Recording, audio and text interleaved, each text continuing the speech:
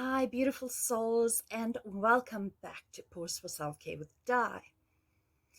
If you are following on from my last video on anxiety or any of my last videos, welcome back. If you are new here, welcome to you. And I do hope that you stay a little longer and subscribe. Today's video will be about what to do if a friend or family member has an anxiety disorder.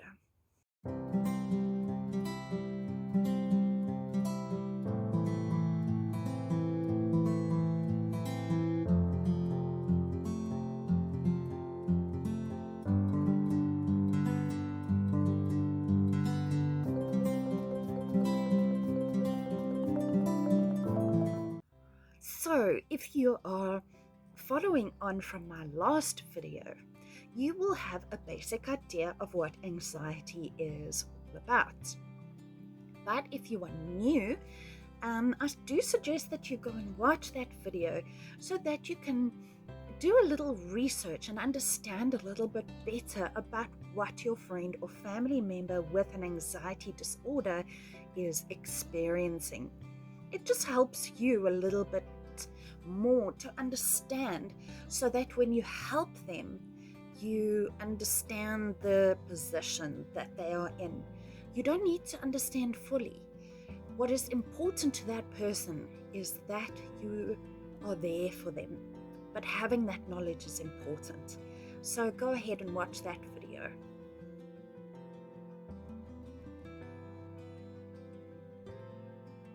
Once again, I have gone into the SADAG website, into the archives on top of the website, and I have found a brochure which explains what to do if a family member or friend has an anxiety disorder. Of course, like I said before in my last video, I'm a support group leader for SADAG, the South African Depression and Anxiety Group, and I do like to be able to give you facts about mental health, which is why I use their website for information to give to you.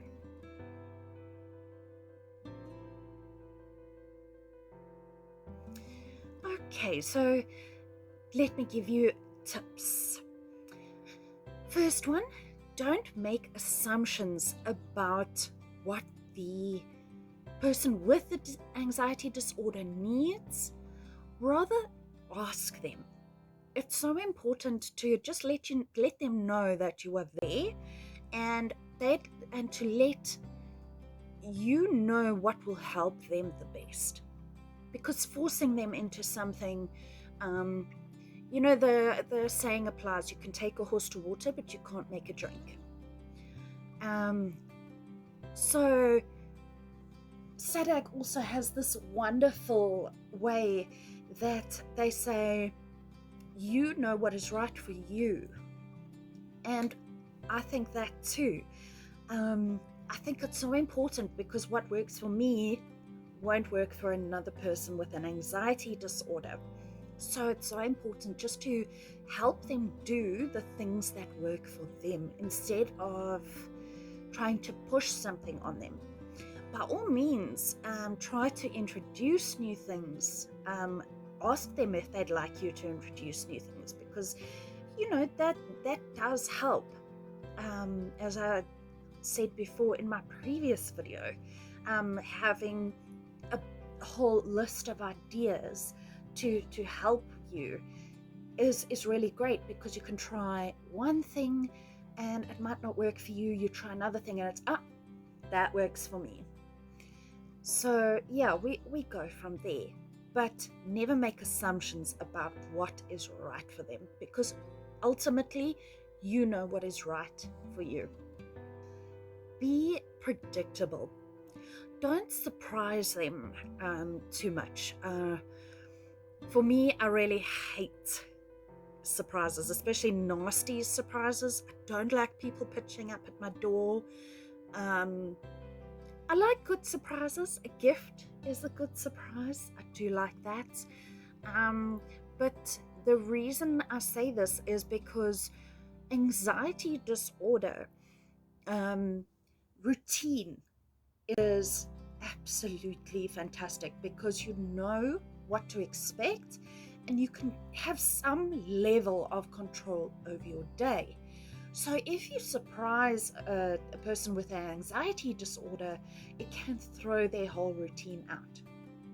So, if you want to surprise them with something, perhaps just give them a call before and say, I'd like to visit you. When would it be okay? And if they don't want to, that's also okay.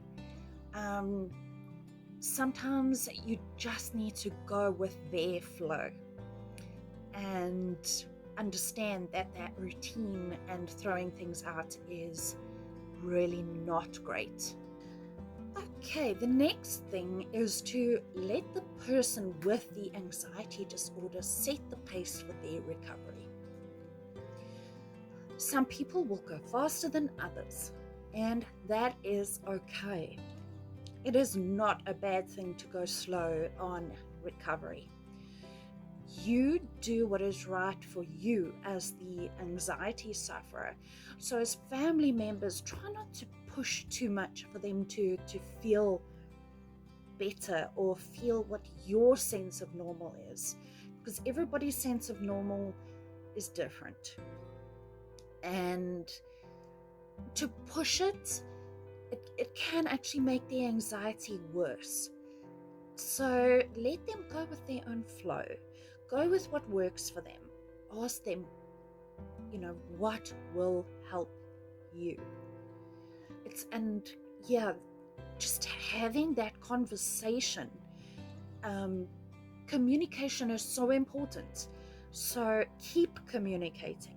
And if they don't want to respond, just keep at it and say, I'm here for you. If you need me, speak up. And then a little bit later on again, are you okay? Do you need anything? And don't make them feel bad about needing anything, because it's okay to need those things. It's okay to go at your own pace and to feel the way you do. So, just be there for them and try not to push. Celebrate everything. I've spoken about this before in my Monday morning motivation videos. Celebrate the small things. If, for instance, you just got out the house today, especially for those with depression, with anxiety, it can really affect you. And sometimes your anxiety is so much, you just don't feel like going out that door. So if you made it out of bed and out the door today, well done. Praise your friend, praise your family member for the little things. Tell them that it was great. Don't push them to do more. If that little thing was all they could manage on that day, that is great. And tell them that. Make them feel good. Because when you feel good, you feel like you could do more. And praise not only makes that person feel good, it makes you feel good inside too. So it's a bonus for your mental health as well. When a person with an anxiety disorder wants to avoid something, you can find ways of changing the situation that will make them feel more comfortable to do that thing. So where I said before, don't push them into doing things, you can gently motivate them by showing them how important something is. More how important it is for them. For you, you feel good by helping them, fine, fair enough, but doing something for them, motivating them is a good thing. So try not to let them avoid things. Now, when that you have anxiety from trauma, maybe you don't want to, say you had a bad experience at the shops. Now you don't want to go back to that shop again because you feel when you go back to that shop, you're going to feel that same anxiety again. So what if you went to that shop and you had support to do that thing? This is where I say, don't push, but motivate. So, that bad thing is not going to happen again at that shopping center. So you basically just helping them live a normal life. You're not pushing them to do something that they don't want to do. And you can do that in small steps, and it's absolutely okay for them to do it in small steps. Do what is right for their anxiety. Perhaps go to a different shop so that they can see that the same thing didn't happen at that shop. So it just helps that anxiety, and maybe do it routinely, because routine is so fabulous for anxiety. Don't sacrifice your own life for helping somebody else. This is so important. If somebody's mental health is actually affecting you, that you're not living your life and it's making your mental health worse, is it really worth it for you to be helping? Now, helping where your help isn't warranted or you are making yourself worse, you aren't really helping that person in the long run.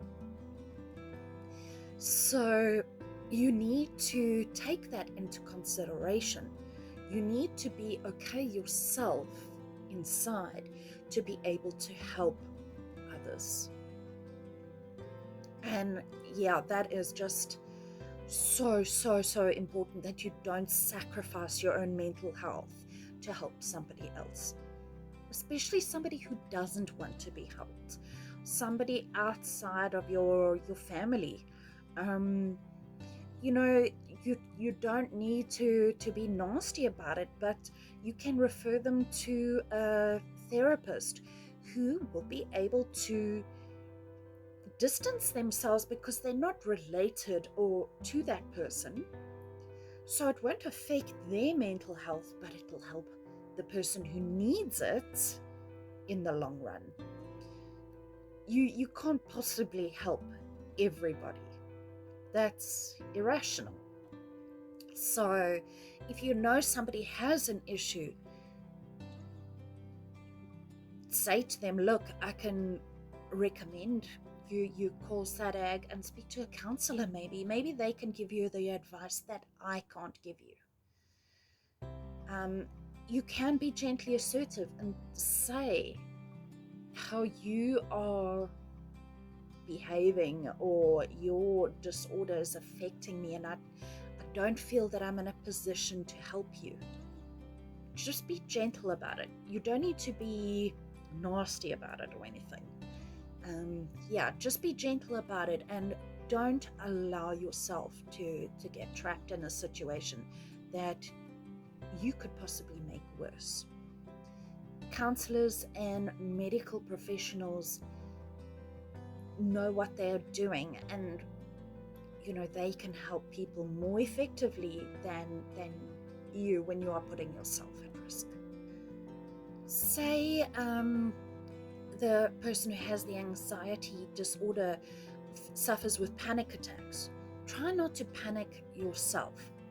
Being calm will help them calm down. I actually learned this with my children as babies, and with animals. I think the best example is my Stig. He hardly ever gets anxious. And then we had terrible fireworks the one year. And Nala, who normally gets anxious, was okay. And I was so anxious because I was worried that she was going to be out of sorts and not coping with the big bangs that were happening outside. And my anxiety actually triggered Stig's anxiety, and he was pacing and meowing. And when my husband came home, he took him away from me and he calmed down and he was fine. So basically, it was like a seesaw. I was triggering him, he was triggering me, and we were just going for it until my husband came home, took him away. He calmed down, I calmed down. There was actually nothing to be concerned about in the long run. Remember that it is absolutely okay to feel anxious yourself. There's a saying that when it comes to grief, that if you are sad and somebody says to you, you can't be sad because somebody else has it worse. How does that work? You're allowed to feel your feelings. You're allowed to feel anxiety because of this friend or family member. You're allowed to feel anxiety about your own life. Even though you cope with it better, you are still allowed to feel that way, and you need to maintain your own mental health. It's so important for everybody to maintain a good mental health. Be patient and accepting, but don't settle. So yes, every person can find help. It might not be from you, and it might be from you. It might be you just saying or directing them to a counsellor. It's as simple as that. But by being patient and by being accepting, you can say, you can do it no matter how you feel. I'm proud of you.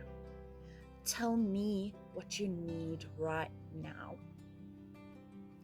Breathe and slow down. Breathing, the most simple one to go to is in 4, hold 4, out 4. That's a count of 4. 1, 2, 3, 4. Hold 1, 2, 3, 4. Out 1, 2, 3, 4. I do that sometimes at night when I can't sleep. It's the easiest to go to. So breathe, stay in the present. If somebody with the anxiety disorder is worrying about the future, bring them back to the present and say, we are okay right now. Nothing is going on right now. And you can help them make a list to see of what possible outcomes can be and see if they are irrational or not. It is not the place that is bothering you. It is only the thought.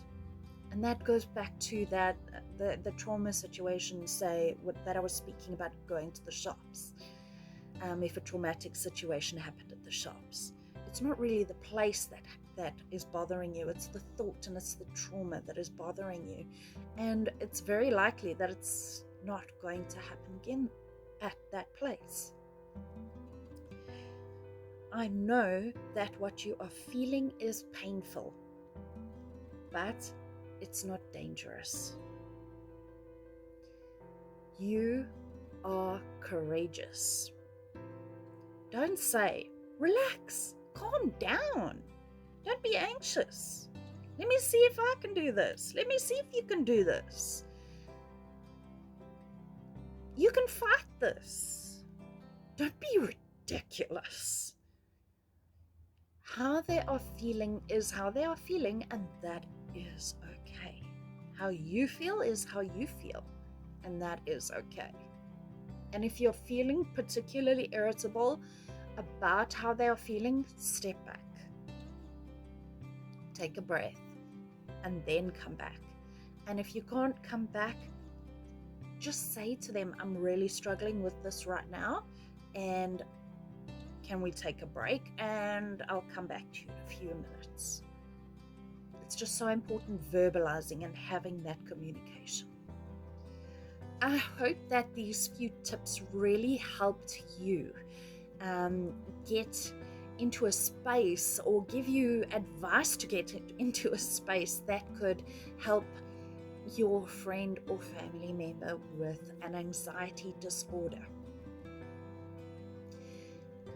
Always just remember to look after yourself and make sure that your cup is full before you help anybody else. If your cup isn't full, you can't help, really. So keep looking after yourself while you are looking after this person. Make sure that you are healing too, because it's so important right now with everything that we are experiencing, that you are looking after yourself too. And thank you for listening to this point, because it means that you really care about that person. And yeah, remember that if it's too much for you, it's okay. And it's okay for them to be referred to a counselor. And when they come back with that information from the counselor, you can just help with that information. It just makes things a little bit easier on you. You don't need to put yourself at risk to help somebody else. So once again, thank you for joining me. Do subscribe. Leave a comment below if you'd like to ask anything. Head over to the South African Depression and Anxiety Group site, which I'll have a link in the caption of the video, to read more about anxiety and depression and other disorders. Yeah, until next time, remember to pause for self-care.